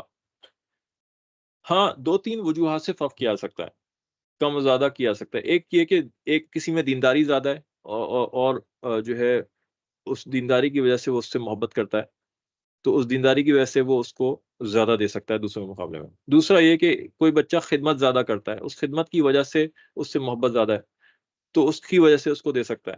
تیسری وجہ یہ کہ کوئی باقی سب ویل آف ہیں، اور کوئی ایک ایسا ہے، ایک آدھ ایسا ہے جو بالکل خستہ حال ہے، اس کی کنڈیشن اچھی نہیں ہے فائنینشیل، اس کی فیملی کی، اس کی، تو اس کو زیادہ دیا جا سکتا ہے۔ یہ تین کنڈیشنز ایسی ہیں جس میں عدل کو چھوڑا جا سکتا ہے، اور گناہ نہیں ہوگا اگر وہ ان تین کی بنا پہ اپنی زندگی میں کسی کو زیادہ مال دے رہا ہے۔ ورنہ زندگی میں تقسیم کرنے میں اصول یہی ہے کہ برابر برابر دیا جائے، اور مرنے کے بعد تو اللہ کا طے کیا ہوا ہے سارا اچھی طرح۔ پھر بتایا کہ عورتیں پراپرٹی نہیں ہیں، جیسے پہلے عربوں میں ہوتا تھا کہ پراپرٹی بن کے تقسیم ہو جاتی تھیں، لا یحل لکم ان ترثوا النساء کرہا، کہ وراثت میں تقسیم ہوتی تھیں عورتیں، اتنی بے حرمتی تھی اور بے عزتی ہوتی تھی عورتوں کی۔ پھر فرمایا عاشروہن بالمعروف، ان کے ساتھ اچھا برتاؤ کرو، مردوں کو حکم دیا گیا اچھا برتاؤ کرو۔ فإن کرہتموہن فعسى ان تکرہوا شیئا ویجعل اللہ فیہ خیرا کثیرا۔ تو ایک میرٹل ریلیشن شپ کا پرنسپل بتایا ہے کہ بھائی کوئی پرفیکٹ نہیں ہوتا دنیا میں، نہ مرد پرفیکٹ ہے نہ عورت پرفیکٹ ہے، تو مردوں کو یہ کہا گیا کیونکہ مردوں میں زیادہ یہ چیز ہوتی ہے، ان کو اللہ نے پاور دی ہوئی ہے اور ریلیشن شپ کے اندر بھی ان کو ایک اتھارٹی دی ہوئی ہے، تو اللہ نے کہا کہ اگر تمہاری شادی ہو گئی ہے، کر لی ہے تم نے، یا تمہاری ارینج میرج ہو گئی ہے، ماں نے کروا دی ہے جو بھی ہے، اور شادی کے بعد تم نے اس کے ساتھ رہا، تمہیں اس کی کچھ چیزیں پسند نہیں آ رہی، مے بی اس وقت اس کی شکل پسند نہ آ رہی، اس کی آواز پسند نہ آ رہی، کوئی اس کے ہیبٹ پسند نہ آ رہا ہو، تو اللہ کہتے ہیں کہ اس وجہ سے نہ چھوڑ دو اس کو، بلکہ ہو سکتا ہے اللہ نے اس کے اندر کوئی اور اچھی خیر رکھی ہوئی ہو، کوئی اور اچھی صفات رکھی ہوئی ہو جو تمہارے اوپر ابھی کھلی نہیں ہے، اور کھل جائے گی تو تمہیں اچھا لگنے لگے گا، اس کی وجہ سے کوئی اور خیریں تمہیں مل جائیں، یا اس کی تمہیں کچھ عادت پسند نہیں، ناپسند ہے تو کچھ عادت پسند بھی ہوگی، یا اگر اس کی شکل اتنی اچھی نہیں ہے تو ہو سکتا ہے اس کی صفات بہت اچھی ہوں، نیک ہو، بہت اخلاق والی ہو، بہت، تو اللہ فرما رہے ہیں کہ ریلیشن شپ کو قائم رکھنا یہ اسلام کا ایک بہت بڑی پرائورٹی ہے کہ جی طلاق ہی نہ ہو. طلاق کو اللہ نے ناپسند فرمایا. تو وہ جتنا زیادہ حد تک اس کو ہم برقرار سکیں تو اس کی اچھے پازیٹیو چیزوں پہ دھیان دے اور خود بھی یہ سوچے کہ وہ کون سا پرفیکٹ ہے یار، وہ کون سا جو ہے وہ ہیرو بن کے آیا ہوا ہے. اس کے اندر بھی بہت ساری خامیاں ہوں گی، بہت ساری چیزیں ہوں گی. اگر اس سے کوئی بات ناپسند ہے اپنی بیوی کی تو اس کی بیوی کو بھی بہت ساری باتیں ناپسند ہوں گی اس کی، وہ بھی برداشت کر رہی ہے. اور یہاں ایک اور بات یہ بتائی گئی کہ بھائی تم شادی کے وقت جو ہے یہ اپنی بیوی میں ہالی ووڈ اور بالی ووڈ کی ہیروئنیں نہ ڈھونڈو، اس میں ان کو ترجیح دو دین کے اوپر، اخلاق کے اوپر، کردار پہ ترجیح دو. تو اور ان میں بہت ساری اچھی چیزیں نکل آئیں گی. اور ہالی ووڈ اور بالی ووڈ کی دیکھنے میں تو اچھی لگ رہی ہوتی ہیں، وہ بھی نہیں پتا ہمیں دیکھنے میں کیسی ہیں، وہ بھی تو آج تھوپا تھوپی کر کے آتی ہیں، اللہ جانے منہ دھونے کے بعد کیا نکلتا ہے اندر سے ہمیں تو نہیں پتا، اسکرین پہ لگ رہا ہوتا ہے. لیکن ظاہر ہے وہ کوئی زیادہ تر فاحشہ عورتیں ہوتی ہیں، وہ کسی کی ایک کی بن کے تھوڑی رہتی ہیں. وہ نہ گھر بنانے والی ہیں اور نہ وہ تابعداری کرنے والی، نہ اوبیڈینٹ ہیں، نہ سبمسو ہیں. تو تم یہ نہ دیکھو. اور یہ فلمیں دیکھ دیکھ کے جو ہے نا مردوں عورتوں کے دونوں کے دماغ لڑکیوں کے خراب ہوئے ہیں. ایک شاہ رخ خان ڈھونڈ رہی ہوتی ہے تو ایک پتہ نہیں سری دیوی ڈھونڈ رہی ہوتی ہے اور ایک پتہ نہیں ایشوریا رائے ڈھونڈ رہی ہوتی ہے اور کون ڈھونڈ رہے ہوتے ہیں اور کیا ڈھونڈ رہے ہوتے ہیں، ایک ٹام کروز ڈھونڈ رہے ہوتی ہیں. یہ سارے یہ سب ڈرامہ، یہ سب دھوکے بازی، یہ کچھ نہیں ہے، اصل کچھ نہیں ہے. اصل تو اخلاق ہیں اس چیزیں. ضرور دیکھیں، آپ خوبصورتی بھی دیکھیں، ہر چیز دیکھیں، ایک حد کے اندر دیکھیں. You have to balance all of the traits. ٹھیک ہے. خاندان بھی میچ ہونا چاہیے، ایسا بھی نہ ہو کہ بہت ڈفرینس آ گیا. 4 چیزوں کی بنیاد پہ رشتہ داریاں دیکھی جاتی ہیں. خاندان بھی دیکھیں، فائنینشیل اسٹیٹس بھی مناسب ہو، دیکھ لیں آپ کے ساتھ میچ کر رہا ہو، اس کا مائنڈ سیٹ بھی میچ کر رہا ہو، اس کا سوشل اسٹیٹس بھی میچ کر رہا ہو. بہت زیادہ ڈفرینس، سوشل ڈفرینس آتا ہے، وہ بھی نہیں گزارا ہوتا.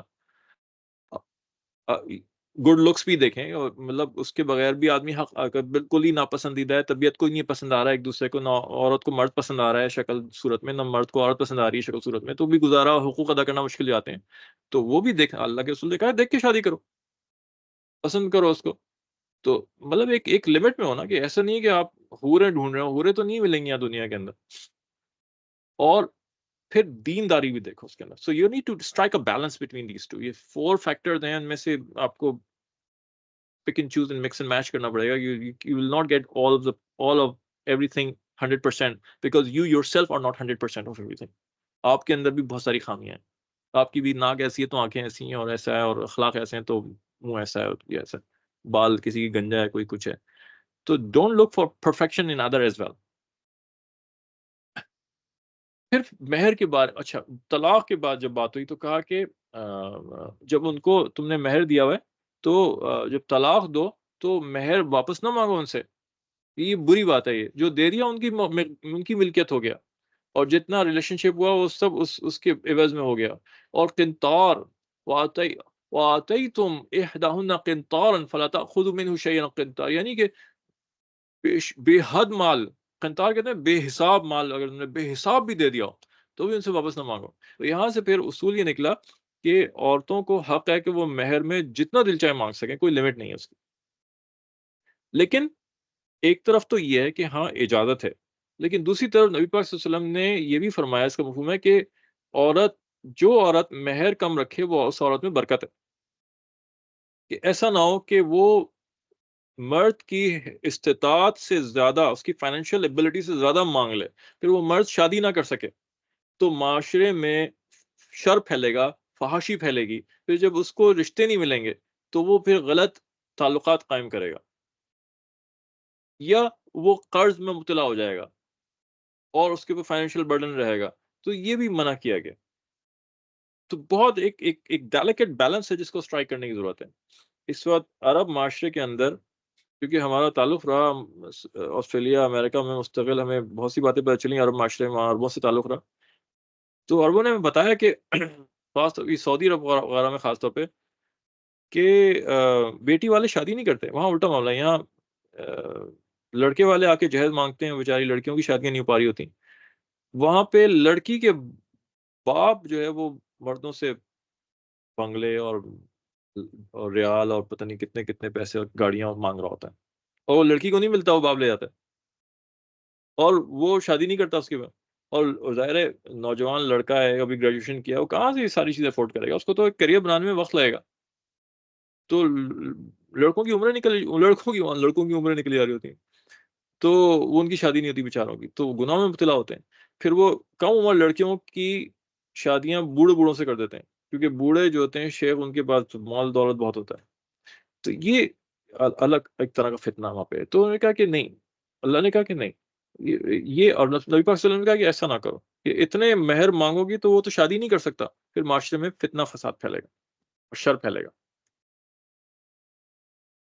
پھر اس کے بعد محرمات کی، جن عورتوں کے ساتھ نکاح حرام ہے ان کو کہتے ہیں محرم، اور غیر محرم وہ ہوتے ہیں جن کے ساتھ نکاح کی اجازت ہے.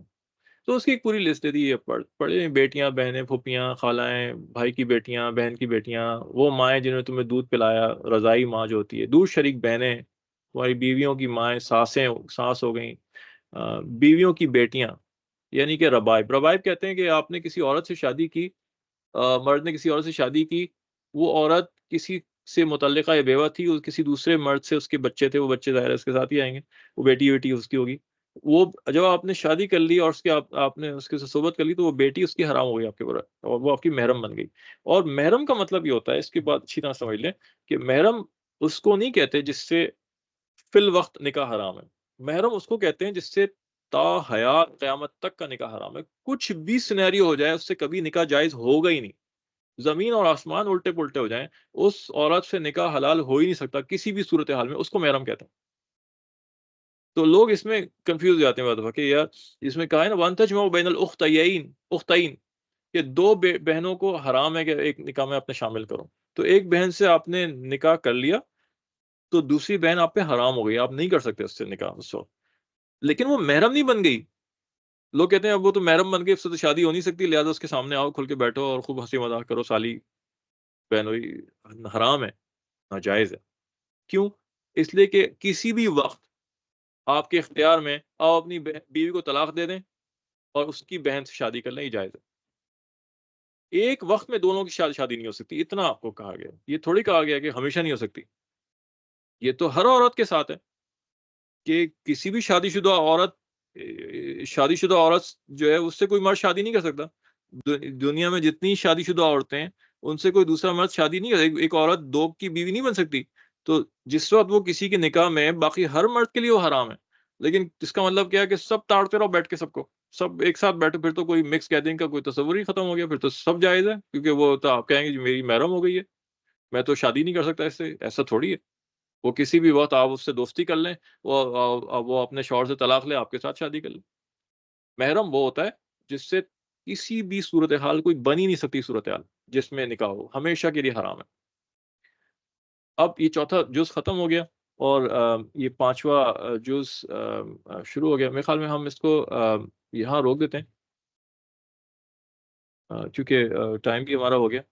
کل انشاءاللہ ہم اس کو میرا ارادہ تھا کہ میں اس کو ختم کروں گا آج، لیکن اس میں بہت ساری باتیں ہیں معاشرے کی اس کی، تو اس میں وقت لگ گیا اس کو. تو انشاءاللہ ہم کل اس کو ہم پورا کریں گے انشاءاللہ. تو unless there are some questions anybody had, we'll just make dua انشاءاللہ. تو سب سے پہلے تو ہم ہر دفعہ جب بھی ہم بیٹھیں ہم اس کو اپنی اصلاح کی نیت کر کے بیٹھیں انشاءاللہ. اللهم لك الحمد كما أنت وصلي وسلم على محمد كما أنت وفعل بنا كما أنت فإنك أنت القادر المغفور. اللهم أرنا الحق حقا وارزقنا اتباعه وأرنا الباطل باطلا وارزقنا اجتنابه. اللهم آتنا واتبنا وجعلنا سببا لمن اهتدى. اللہ ہمارے گناہوں کو معاف فرما دیجیے. یا اللہ ہمارے پڑھنے کو، سیکھنے کو، بولنے کو، اس کو قبول سننے کو اس کو قبول فرما لیجیے. ہمیں ہدایت فرما دیجیے، ہمارے دل کھول دیجیے، ہمیں حق اور باطل میں فرق سکھا دیجیے، اور ہمیں حق پہ چلنا سکھا دیجیے، باطل سے بچنا سکھا دیجیے. یا اللہ ہدایت پھیلا دیجیے، ہمیں ہدایت کے لیے استعمال کر لیجیے. یا اللہ ہمیں اپنے دین کے لیے استعمال کر لیجیے. یا اللہ.